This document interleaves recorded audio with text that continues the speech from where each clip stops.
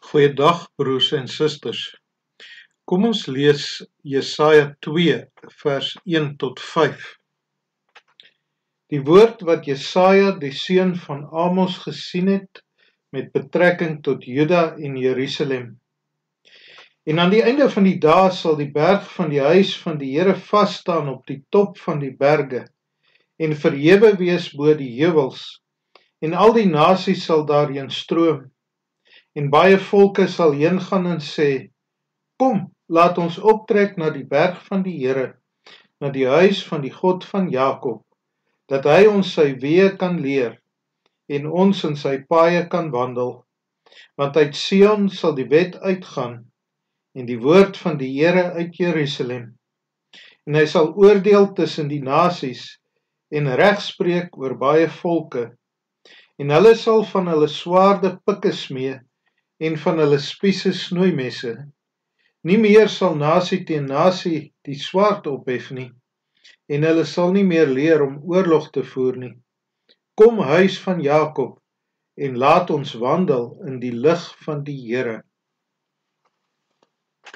In Jesaja 1 het ons gehoor hoe dat Jerusalem, God se volk, deur hom veroordeel is oor hulle goddeloosheid en ongeregtigheid. Met God se woord oor Jerusalem loop ons soos in 'n diep, donker vallei wat deur hoë kranse omring word. En die vallei byna heeltemal in skaduwee gehul is, behalwe vir enkele skreefies sonlig, en die hemel daar ver bo ons. So is die toon van Jesaja 1, wanneer God Jerusalem en natuurlik Juda aankla. Maar dan is dit asof Jesaja in hoofstuk 2 vers 1 tot 5 skielik, sonder waarskuwing, uit die donker vallei van skaduwee oor Jerusalem in die helder sonlig stap en 'n heeltemal ander landskap voor hom en rondom hom sien. En dan staan hy in verwondering en verbasing stil om dit in te neem. Wat hy sien is 'n gesig van die einde van die dae. Dit is nie die laaste dag nie, maar beteken in die dae wat nog kom, eenmal in die toekoms. Dit beteken dit sal met die tyd, op tyd, vervul word. Dit gee vir ons perspektief op die koms van die koninkryk van God. Wat hier voor ons oë is, bo die vallei wat toegemaak word deur die hoë kranse van die berge. Op die hoogte waar Jesaja in die lig staan, is daar nog meer berge, hoër berge. Maar die een berg, die berg van die huis van die Here, dit is berg Sion, berg van Jerusalem, die stad van God se tempel, reis uit bo die top van al die ander spitse en is verhewe bo al die spitse en heuwels en is in die helder sonlig van God se genade. Jesaja sien voor hom Jerusalem wat hy ken, maar tog, Jerusalem wat hy nou sien is anders. Hierdie gesig is, lees ons in vers 1 met betrekking tot Juda en Jerusalem. Jesaja bring die stad voor ons. Die stad waar ons teen al die ongeregtigheid in hoofstuk 1 vasgekyk het. Hierdie stad het 'n gedaanteverwisseling ondergaan. Haar, waarop ons in die skaduwee van haar sonde en oordeel op neergekyk het, is nou verhoog bo heuwels en berge, bo al die bergspitse, tot die heel hoogste in die helder sonlig. Die top van Sionsberg kan nie wankel nie. Dit staan vas. Dit is 'n vaste punt waar volgens alle volke kan koers kry en waarnaartoe almal versekerheid kan beweeg. In hoofstuk 1 vers 26 het God beloof dat sy 'n stad van geregtigheid, 'n getroue vesting genoem sal word. En werklik waar, hier sien ons haar, die onwankelbare vesting. Dit is 'n nuwe landskap, heeltemal anders as die landskap van hoofstuk 1. Ons sien hier die landskap van die evangelie van Jesus Christus, die evangelie wat die hele wêreld sou verander. Wat hier deur God gegee word, is die versekering dat Jerusalem nog onvergelykbare plek van God se seën vir die hele wêreld sal word. Die nasies en die volke sal toestroom, hierheen gaan na die huis van die Here. Dit beteken nie elke volk en nasie nie, maar 'n groot menigte mense uit al die nasies, selfs dreigende Assirië. Sien die magtige stroom van die nasies wat na Sion, die top van die berge toe stroom, opwaarts stroom. Het jy al daarvan gehoor? Heen gaan, optrek boontoe. Hoe is dit moontlik? Daarom vers 3. Uit Sion sal die wet uitgaan en die woord van die Here uit Jerusalem. Die inhoud van hierdie prediking vanuit Jerusalem is die weë en die paaie wat God vir die volke gee, om dit moontlik te maak om tot hom te kan nader, wat ons weet, die weg van genade in Christus en die vervulling deur die Heilige Gees in ons lewens is.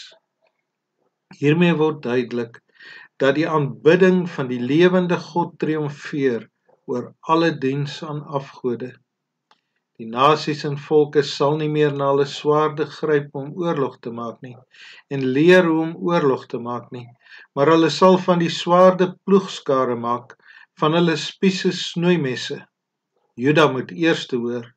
Die Here het hulle telkens op die hart gedruk, dat hulle veiligheid nie in wapens is, maar in die Here. Perde en strydwaans om oorlog te voer was onnodig, want die Here het voor hulle uitgegaan. In die verhoogde Jerusalem sal die Here se heerskappy deur die volke erken word, en sal die volke hulle self nie meer hoef te handhaaf en laat geld nie. Hulle aanbid God en God se geregtigheid sal erken en gehandhaaf word. Jesaja 2 vers 1 tot 5 het in vervulling gegaan met die verkondiging van die evangelie van Christus se dood en opstanding aan Jode en aan heidene, en die gang van die evangelie deur die kragtige werk van die Heilige Gees tot aan die einde van die aarde. Op die hoogste top sal al die volke Jerusalem sien. In 'n groot optog beweeg alle volke na haar. Wat hulle nader trek na die berg is die huis van die God van Jakob, die God wat hulle sal leer aangaande sy weë. Hulle sal gewillig wees om hulle aan God se onderrig te onderwerp. Die huis van Jakob, die volk van Jerusalem en Juda, behoort nou die eerste te wees wat hierdie woorde van God ter harte neem. Van waar hulle is, in die donker skaduwee, is hierdie gesig van verhoogde Jerusalem in die helder sonlig aanlokkend, uitnodigend om hulle tot God te keer.